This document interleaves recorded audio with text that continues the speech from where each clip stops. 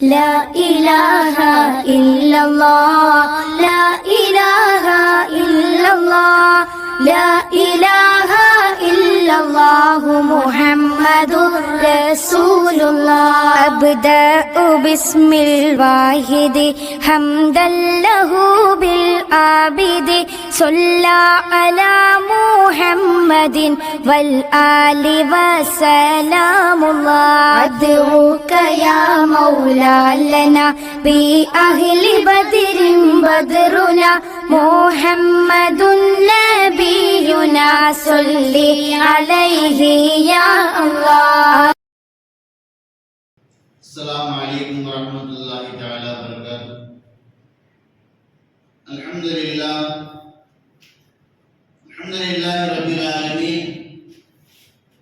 الصلاة والسلام على خاتم النبيين وعلى آله الطيبين وأصحابه الطاهرين والمسلمين والمؤمنين كلهم أجمعين. أما بعد، فأعوذ بالله من الشيطان الرجيم. بسم الله الرحمن الرحيم. إن الصلاة كانت على المؤمنين كتابا موقوتا. وفي آية أخرى واستعينوا بالصبر والصلاة إن الله مع الصابرين. عن عبادة بن صامت رضي الله تعالى عنه قال: سمعت رسول الله صلى الله عليه وسلم يقول: 5 صلوات كتبهن الله تعالى على العباد، ومن جاء بهن لم يضيع منهن شيئا استخفافا بحقهن كان له عند الله عهد أن يدخله الجنة، ومن لم يأت بهن فليس له عند الله عهد إن شاء عذب وإن شاء دخله الجنة. صدق الله العلي العظيم وصدق رسوله النبي الكريم، ونحن على ذلك من الشاهدين والشاكرين والحمد لله رب العالمين. புகழனைத்தும் வல்ல இறைவன் அல்லாஹ் ஒருவனுக்கு சொந்தமானது. அருமைநாயகம் முஹம்மது முஸ்தபா ரசூலே கரீம் ஸல்லல்லாஹு அலைஹி வஸல்லம் அவர்கள் மீதும் அவர்கள் கொண்டு வந்த மார்க்கத்தை தன்னுடைய வாழ்க்கையாக எடுத்து நடந்து ஈருலகத்திலும் வெற்றி பெற்ற உத்தம சத்திய சஹாபாக்கள், தாபிஈன்கள், தபஅ தாபிஈன்கள், வலிமார்கள், ஷுஹதாக்கள், சாலிஹீன்கள், நாதாக்கள், நல்லோர்கள், நம்மவர்கள், நம்முடைய குடும்பத்தார் அனைவரின் மீதும் அல்லாஹ்வின் அன்பும் அருளும் என்றென்றும் நிலையாக நிலைத்து நிரந்தரமாக உண்டாகட்டுமாக. ஆமீன். கண்ணியம் நிறைந்த அல்லாஹ்வின் நல்லடியார்களே, சென்ற வாரத்திலே யாரெல்லாம் தொழ வேண்டும், தொழாத நபர்கள் எப்படிப்பட்டவர்கள் என்பதை பார்த்தோம். அல்லாஹ் சுப்ஹானஹு வ தஆலா இந்த மனித சமுதாயத்தை எதற்காக படைத்தேன் என்பதாக சொல்லக்கூடிய தருணத்திலே குர்ஆனில் இப்படி ஒரு ஆயத்தை சொல்கின்றார்: வமா ஸலகுல் ஜின்ன வல் இன்ஸ இல்லா லியஅபுதுன். வமா ஸலகுல் ஜின்ன வல் இன்ஸ இல்லா லியஅபுதுன். ஜின் வர்க்கத்தையும் மனித வர்க்கத்தையும் என்னை வணங்குவதற்காக மட்டும்தான் நான் படைத்தேன் என்பதாக அல்லாஹ் குர்ஆனில் சொல்லி காட்டியிருக்கின்றார். பொதுவாக நாம் உருவாக்கக்கூடிய ஒரு சாதனம், நாம் எந்த நோக்கத்திற்காக வேண்டி அதை நாம் உருவாக்குகின்றோமோ அந்த நோக்கத்தை அது சரியாக செய்தால்தான் நாம் அதை பயன்படுத்துவோம், அதை நாம் பராமரித்துக் கொண்டு இருப்போம். நாம் அந்த நோக்கத்தை, அந்த கருவி அந்த நோக்கத்தை சரியாக செயல்படவில்லை என்றால், இதற்கு மாறாக செய்கிறது என்றால், அந்த கருவியை நாம் சரியாக பயன்படுத்த மாட்டோம், பராமரிக்க மாட்டோம். இன்னும் சொல்ல போனால் அதை ஒன்றுமில்லாததாக ஆக்கிவிடுவோம். அல்லாஹ்வின் நல்லடியார்களே, அதே போன்றுதான் அல்லாஹ் சுப்ஹானஹு வ தஆலா நமக்கு எத்தனை தேவைகள் இருந்தாலும் சரி ஆசபாசங்கள் இருந்தாலும் சரி, பசி பட்டினி இருந்தாலும் சரி, தாகம் இருந்தாலும் சரி, அல்லாஹ் சொல்கின்றான், நீங்கள் என்னை வணங்கிக் கொண்டே இருக்க வேண்டும் என்பதாக. வமா கலகத்துல் ஜின்ன வல் இன்ஸ இல்லா லியஅபுதூன், என்னை நீங்கள் வணங்கிக் கொண்டேதான் இருக்க வேண்டும் என்பதாக அல்லாஹ் சுப்ஹானஹு வ தஆலா குர்ஆனில் சொல்லுகின்றான். உலகத்துடைய தேவைகளை நாம் நிறைவேற்றிக் கொள்ளலாம், அதில் எந்த ஒரு மாற்று கருத்தும் அல்ல. பணக்காசுகளை சம்பாதிக்கலாம், அதில் எந்த மாற்று கருத்தும் அல்ல. மார்க்கம் இதை முழுமையாக அனுமதிக்கின்றது. இன்னும் சொல்ல போனால் அதற்குண்டான வழிமுறைகளை காட்டித் தருகின்றது. வெறுமனே வணக்கம் என்றால் இபாதத் என்பது அல்லாஹ்வை வணங்குவது மட்டுமல்ல, தொழுகை தொழுவது மட்டுமல்ல, நோன்பு வைப்பது மட்டுமல்ல, மனிதனை முழு வாழ்க்கையும் வணக்கமாக இருக்க வேண்டும். அது எப்படி இருக்க வேண்டும் என்பதை இந்த மார்க்கம் நமக்கு நெறிமுறையாக ஒரு ஷரியத்தாக நமக்கு காட்டித் தருகின்றது.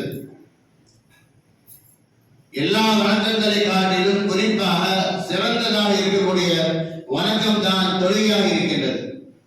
அஃதல் அமால், சிறந்த வணக்கங்களில் சிறந்தது அஸ்ஸலா என்பதாக அருமைநாயகம் ஸல்லல்லாஹு அலைஹி வஸல்லம் அவர்கள் கூட ஒரு ஹதீஸில் சொல்லியிருக்கின்றார்கள். எத்தனை விதமான வணக்கங்கள் உலகத்தில் இருக்கின்றதோ எல்லா விதமான வணக்கங்களை காட்டிலும் முஃமினுடைய ஒரு உறக்கம் வணக்கமாக இருக்கின்றது. உணவு உண்ணுதல் வணக்கமாக இருக்கின்றது. கணவன் மனைவியுடைய வாழ்க்கை வழக்கமாக இருக்கின்றது. தொழில் துறைகள் இதுவும் வணக்கமாக இருக்கின்றது. எல்லாம் வணக்கமாக இருந்தாலும் கூட எல்லா விதமான வணக்கங்களை காட்டிலும் சிறந்த ஒரு வணக்கமாக அருமைநாயகம் ஸல்லல்லாஹு அலைஹி சொல்கின்றார்கள், தொழுகையாக இருக்கின்றது என்று சொல்கின்றார்கள். அருமையானே, எல்லோரை காட்டிலும் சிறந்தது என்றால் அந்த வணக்கத்தை நாம் எப்படி செய்ய வேண்டும் என்றுதான் நாம் சிந்திக்க வேண்டும். தொழுகையை பற்றி அல்லாஹ் சுப்ஹானஹு வ தஆலா 5 விதமான ரகங்களை கொண்டு அல்லாஹ் குர்ஆனிலே ஆயத்தின் மூலமாக பிரித்து காட்டுகின்றான். தொழக்கூடிய நபர்கள் எப்படிப்பட்டவர்களாக இருப்பார்கள் என்பதாக. முதல்ல சொல்கின்றான், யகீமுன ஸலா, தொழுகையை அவர்கள் நிலைநாட்டுவார்கள், பேணுதலாக, சரியாக, தவறுகள் இல்லாமல், தவறு விடாமல், அந்தந்த நேரத்தில் சரியாக தான் தொழுகை தொழ வேண்டும் என்ற எண்ணத்தோடு, ஆசையோடு, தேற்றத்தோடு, சுறுசுறுப்பாக அவர்கள் தொழுவார்கள் என்பதை அல்லாஹ் சுப்ஹானஹு வ தஆலா முதல் வகையினரை பற்றி சொல்கின்றான். அருமையானவர்களே, நாம் எந்த பட்டியலில் இருக்கிறோம் என்று சிந்திக்க வேண்டும்.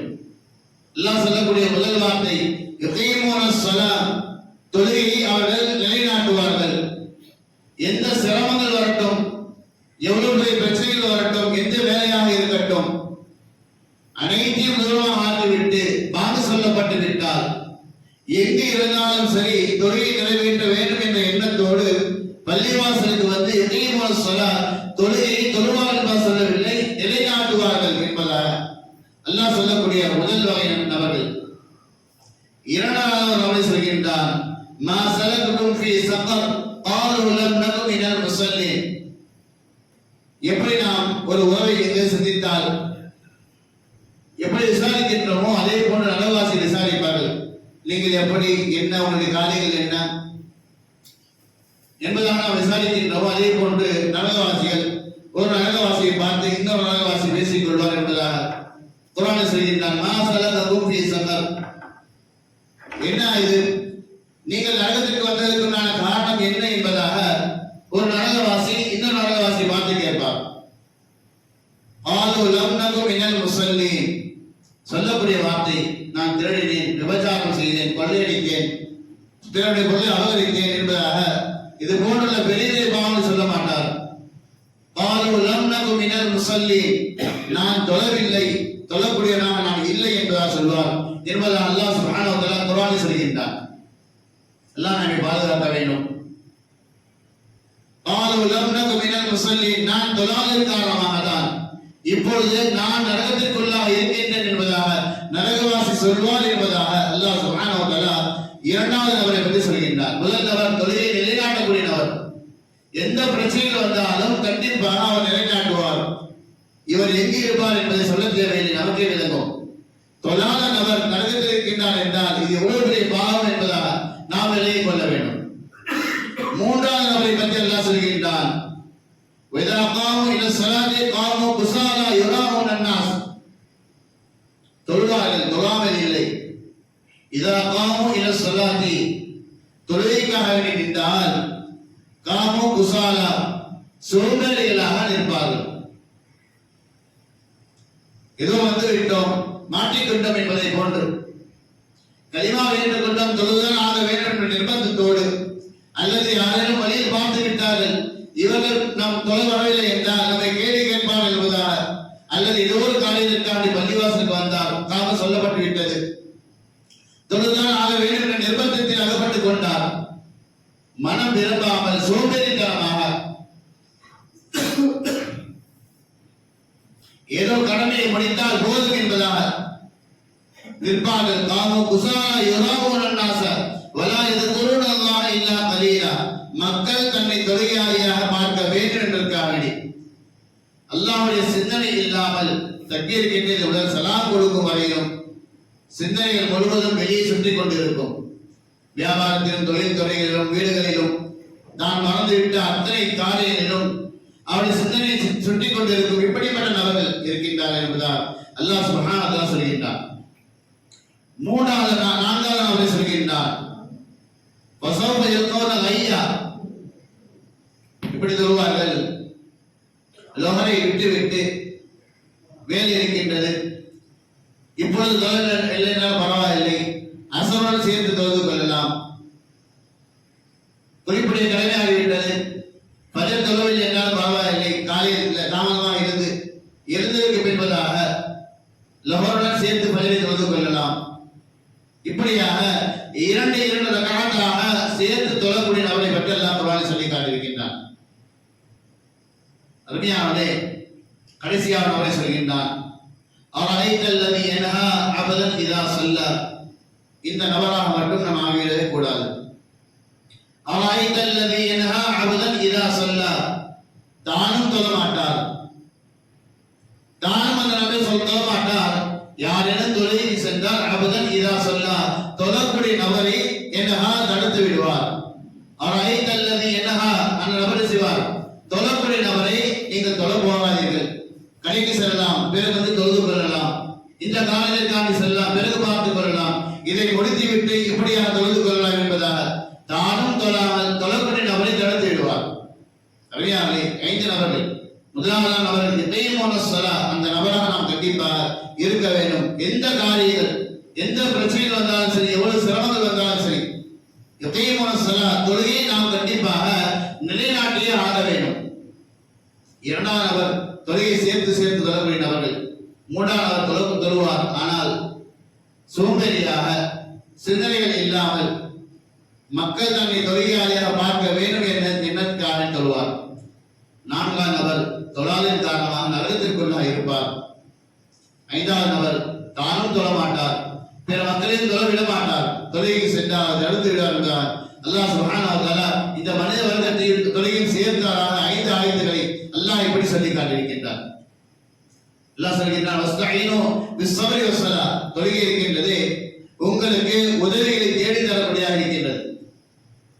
எந்த தேவையாக இருக்கட்டும், எந்த சிரமமாக இருக்கட்டும், எந்த நோயாக இருக்கட்டும், தேவை ஏற்படுகின்றதா, வஸ்தஈனு பிஸ்ஸப்ரி வஸ்ஸலா, தொழுகை கொண்டு அல்லாஹ்விடம் நீங்கள் உதவி தேடுங்கள். சஹாபாக்கள் வரலாறு படித்திருக்கலாம், தொழுகையின் மூலமாக இறந்த குழந்தையை உயிரோடு கொண்டு வந்திருக்கின்றார்கள், இறந்த கோவிலை கழுதையை உயிரோடு கொண்டு வந்திருக்கின்றார்கள், உணவில்லாத நேரத்தில் தொழுகையின் மூலமாக உணவை பெற்றுக் கொண்டார்கள். போர்க்களங்களில் கூட தொழுகையின் மூலமாக வெற்றி பெற்ற சஹாபாக்களை பார்த்திருக்கலாம். அருமையானே, அல்லாஹ் சுப்ஹானஹு வ தஆலா இந்த உம்மத்திற்கு இந்த தொழுகையை மிகப்பெரிய ஒரு பாக்கியமாக தந்திருக்கின்றார். அது மட்டுமல்ல, நாளை மறுமையிலே நம்முடைய அந்தஸ்துகளை உயர்வதற்கு இந்த தொழுகை அல்லாஹ் சுப்ஹானஹு வ தஆலா காரணமாக இருக்கின்றார். பாவங்கள் மன்னிக்கப்படுகின்றது. யார் லுஹரை தொழுகை தொழுகின்றாரோ, அருமை நாயகம் ஸல்லல்லாஹு அலைஹி வஸல்லம் வருகின்றது, அந்த தொழுகை இருக்கின்றது, ஃபஜ்ருக்கும் லுஹருக்கும் இடைப்பட்ட உள்ள பாவங்களை மன்னிப்பதற்கு காரணமாகின்றது. அஸ்ர் தொழுதால் லுஹருக்கும் அஸ்ருக்கும் மத்தியில் உள்ள பாவங்கள் மன்னிக்கப்படுகின்றது. மக்ரிப் தொழுதால் அஸ்ருக்கும் மக்ரிப் மத்தியில் உள்ள பாவம், இப்படியாக ஒவ்வொரு தொழுகைக்கு மத்தியில் உள்ள பாவங்கள் மன்னிக்கப்படுகின்றது. ஒரு ஜும்மா இன்னொரு ஜும்மா மத்தியில் உள்ள பாவங்கள் மன்னிக்கப்படுவதற்கு காரணமாக இருக்கின்ற அருமை நாயகம் ஸல்லல்லாஹு அலைஹி வஸல்லம் சொல்லி காட்டியிருக்கின்றார்கள். இது சில மக்களை பார்க்கின்றோம், இந்த ஹதீஸின் அடிப்படையில் என்ன தெரியவில்லை.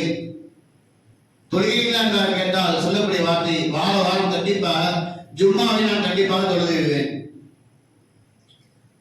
நாம் எண்ணிக்கொண்டிருக்கின்றோம் ஜும்மா தொழுது விட்டால் முஸ்லிம் என்பதால். ஜும்மா தொழுகை வாஜிப், லொஹர் ஃபர்து, ஃபஜ்ருடைய தொழுகை ஃபர்து, அஸ்ருடைய தொழுகை ஃபர்து, மக்ரிப் இஷா இதுவும் ஃபர்தாக இருக்கின்றது. ஃபர்தை காட்டிலும் வாஜிபுக்கு அதிகமாக முக்கியத்துவம் தருகின்றோம். ஆனால் ஃபர்துக்கு நம்மிடத்தில் முக்கியத்துவம் இல்லை. அருமையானவர்களே, ஒவ்வொரு நாளும் 5 வேளை தொழுவது இஸ்லாமிய ஈமானை ஏற்றுக்கொண்ட ஒவ்வொரு மக்கள் மீதும், அல்லாஹ்வை ஏற்றுக்கொண்ட மக்கள் மீது கிதாபம் மௌகூதா என்று அல்லாஹ் சொல்கின்றான், கடமையாக்கப்பட்டது என்று அல்லாஹ் குர்ஆனில் சொல்லி காட்டியிருக்கின்றான். இன்ன ஸலாத கானத் அலல் முஃமினீன கிதாபம் மௌகூதா, நேரங்கள் குறிப்பிடப்பட்டு கடமையாக்கப்பட்டது என்று அல்லாஹ் சுப்ஹானஹு வ தஆலா குர்ஆனில் சொல்லி காட்டியிருக்கின்றான். ஆனால் நாம் சொல்கின்றோம், இன்னும் சில மக்கள் அல்லாஹ் பாதுகாக்க வேண்டும், பெருநாட்களை மட்டும் சொல்வார்கள், 2 பெருநாட்களை மட்டும். நம்மில் பலர் ஜும்மாக்களை தொழுவதை கொண்டு அவர்கள் பெருநாட்களை விட்டு தொழுது விட்டு ஒவ்வொரு பெருநாளும் கண்டிப்பாக நான் பள்ளிவாசல் சென்று விடுவேன், ரமலான் வந்து விட்டால் எல்லா நேரங்களும் தொழுது விட்டால் சொல்கின்றார்கள். அருமையானே, ரமலான் மட்டும் தொழுகை கடமை அல்ல, பெருநாட்கள் மட்டும் தொழுகை கடமை அல்ல, ஜும்மாக்கள் மட்டும் கடமை அல்ல.